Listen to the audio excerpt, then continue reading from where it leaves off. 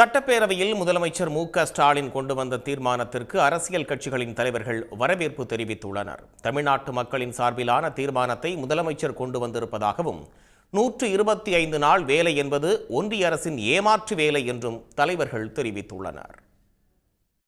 இந்தியாவில் முதல் முறையாக முதன்மை மாநிலமாக கொண்டு வந்திருக்கின்ற மாண்புமிகு முதலமைச்சர் இந்த தீர்மானத்தையும் இந்தியாவின் முதல் சட்டப்பேரவை என்ற பெயரை தமிழ்நாட்டிற்கு ஈட்டி கொடுத்திருக்கிறார்.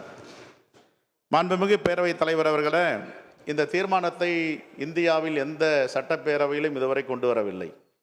மாண்புமிகு முதலமைச்சர் அவர்கள் இந்த திட்டத்துடைய பெருமை, இந்த திட்டத்துடைய அருமை, இந்த திட்டம் எப்படிப்பட்ட ஒரு நோபல் திட்டம் என்பதை அறிந்து இதை கொண்டு வந்திருக்கிறார். தமிழ்நாட்டு மக்களின் நலனை யார் காட்டி கொடுத்தாலும் மறைமுகமாகவும் முகமூடி அணிந்தும் புதுடில்லிக்கு அடகு வைத்தாலும், ஆனால் தனி ஒரு தலைவனாக நான் தமிழ்நாட்டை காப்பேன் என்று உறுதியேற்கின்ற மாண்புமிகு முதலமைச்சருக்கு மீண்டும் நாங்கள் நன்றியை தெரிவிக்க கடமைப்பட்டிருக்கிறோம். தமிழ்நாடு ஒட்டுமொத்த இங்கே முதலமைச்சர் அவர்கள் கொண்டு வந்திருக்கிற தீர்மானம் என்பது ஒட்டுமொத்த தமிழ்நாட்டு மக்களின் சார்பில் கொண்டு வந்த தீர்மானமாகவே நான் கருதுகிறேன்.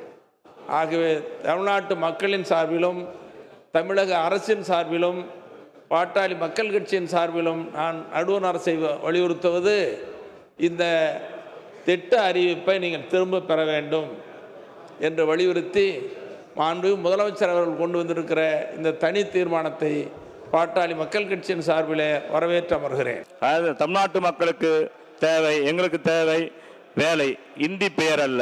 எங்களுக்கு தேவை உரிமை, சலுகை அல்ல. எங்களுக்கு தேவை மகாத்மா காந்தி சட்டம், இந்த ராம்ஜி சட்டம் அல்ல.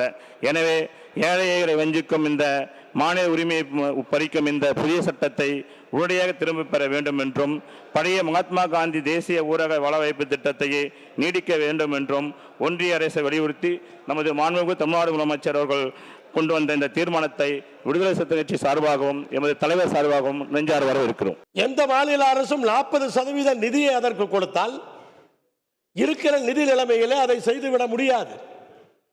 அப்ப அதையும் அவர்கள் செய்திருக்கிறார்கள், பெயரை மாற்றி இருக்கிறார்கள். இந்த 40% மாநிலத்தினுடைய பங்களிப்பை அதிலே போட்டிருக்கிறார்கள். இந்த இரண்டையும் மறைப்பதற்காக 125 நாட்கள் என்று அறிவித்திருக்கிறார்கள்.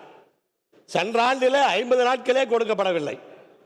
பல ஊர்களிலே 50 நாட்கள் கொடுப்பதற்கே அவர்கள் நிதி தரவில்லை. வேலை செய்ததற்கே நிதி வருவதில்லை. அப்படிப்பட்ட சூழ்நிலையில் 125 நாள் என்று அவர்கள் அறிவித்திருப்பது ஒரு ஏமாற்று வேலையாகவே நான் பார்க்கின்றேன். உடனுக்குடன் செய்திகளை தெரிந்து கொள்ள சன் நியூஸ் பெல் ஐகானை கிளிக் பண்ணுங்க.